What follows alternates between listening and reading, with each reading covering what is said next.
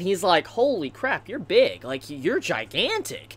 And then Luffy, he retorts and says, Big Mom was bigger. I'm just like, yo, later, Snappy, that had me dying. Like, I was just in utter shock when I first read that, but then I just started laughing because I guess Luffy does have a point. As funny as I did, but I just got a good laugh from it just because the way Luffy said that, and the way Zoro was just asking a very important question, or like, why are you so big? But okay, let's get into that. Let's get into the Zoro situation with this new female character that was introduced. So, I just want to be straight up. If this person is not a dude, or like aka Trap, then most likely what this new female character is going to prove, or what One Piece with Zoro with his childhood friend. As you remember, back in Zoro's past, before he, can fight like he does, he was always in a competition with his childhood friend.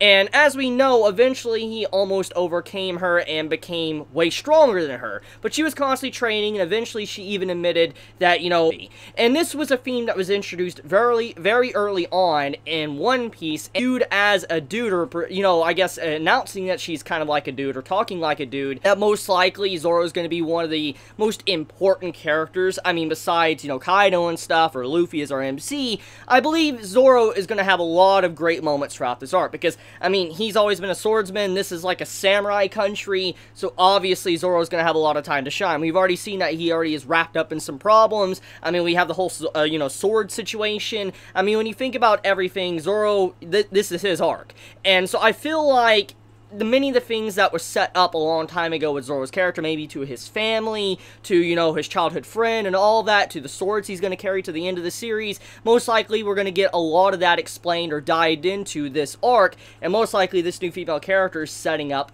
for that. Like I said, I could be wrong, but okay, holding that for a moment, let's talk about Hold'em. Now, yes, and honestly, I don't really know what to think. Many have went out of their way to say that this new character that was kind of name-dropped in this chapter called Hold'em, most likely is called Hol-D-Um. And what I mean is that, as we know, when it comes to the government and all that, and how they, do names, usually to hide the D, they put the name together, which happened to Gold D. Roger. That's going to exactly happen. I just saw many people talking about today in the One Piece community, but I just wanted to mention that many are saying that this individual could be potentially very strong and a D family. But we'll see where that goes.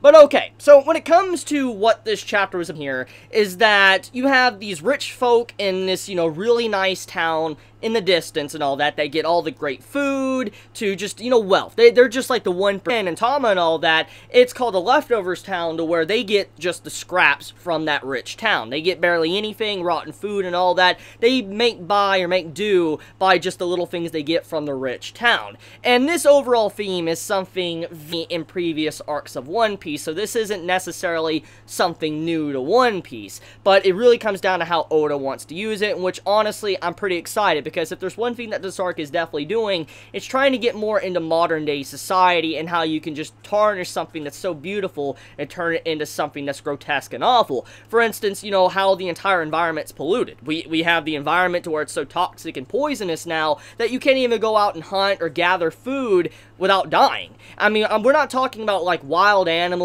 or the weird creatures that are in the One Piece verse. We're talking about just legit poison. You can't even go out there and get things without pretty much putting your body in, harm's way. So, obviously, it's showing how humanity can easily just destroy things if we don't take care of our environment. So, Oda's definitely going about this in a way to where it's putting the wealthy against the poor. That's what this arc is clearly trying to show, especially with the whole Leftovers Town to, the wealthy town and all that has, like, this great farm and all that used to be for the poor, but no longer is, thanks to the previous, ruler of the country, getting that, the end, thanks to Kaido, as we know from Momo. He told us a long time ago. I think the introduction of this arc might make some a little bit upset, and the reason why is because it isn't anything brand new. And I did see quite a few complaining about that, which I understand. I understand that viewpoint, why someone come into this, chapter and think, like, you know, it's a little bit disappointing, especially for an arc that we've been waiting for a very long time. Personally,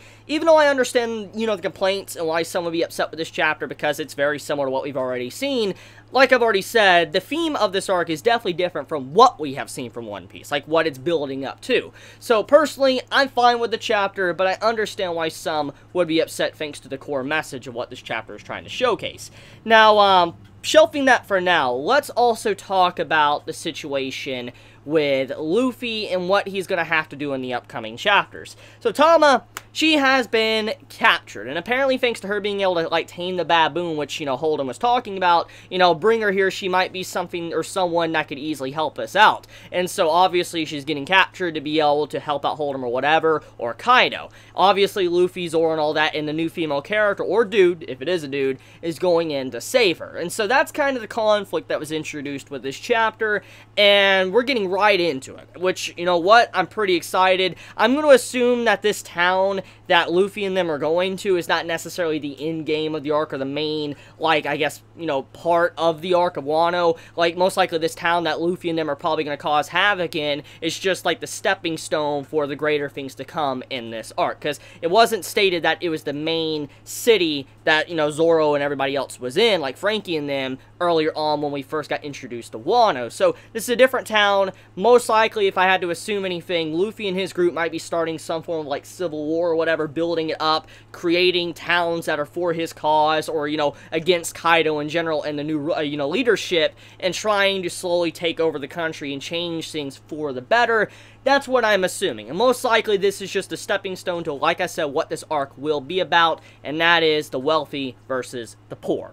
So, yeah, that's pretty much what the chapter is about, besides the introduction of the gifters, or the people that are using the Smile Devil Fruits. We are introduced to, like, Batman, which, as I've already said, like, holy crap, Batman, you let yourself go. And then we're introduced to this, like, Gazelle Man that has gazelle legs, and once again, you can clearly see how these devil fruits, these artificial devil fruits, are pretty powerful. They have their own unique abilities, but they're clearly not as strong as what we've normally seen from the Zone Devil Fruit, like, for instance, aka Chopper and all that. They definitely do look a little bit, so to say, a little bit different, or just not complete like we're used to, but they definitely have some strong abilities. I'm kind of curious to see exactly how this is going to end up, like if we're going to encounter some very odd Devil Fruit users, even though they're all Beastmen, like they're all Zone-type Devil Fruit users. I'm curious to see how different they are from, like, someone like Chopper. Speaking of, you know, Zone Devil Fruit users, Hold'em appears to be some form of Zone Devil Fruit user as well, because you can clearly see from the way his facial structure is with the shadowing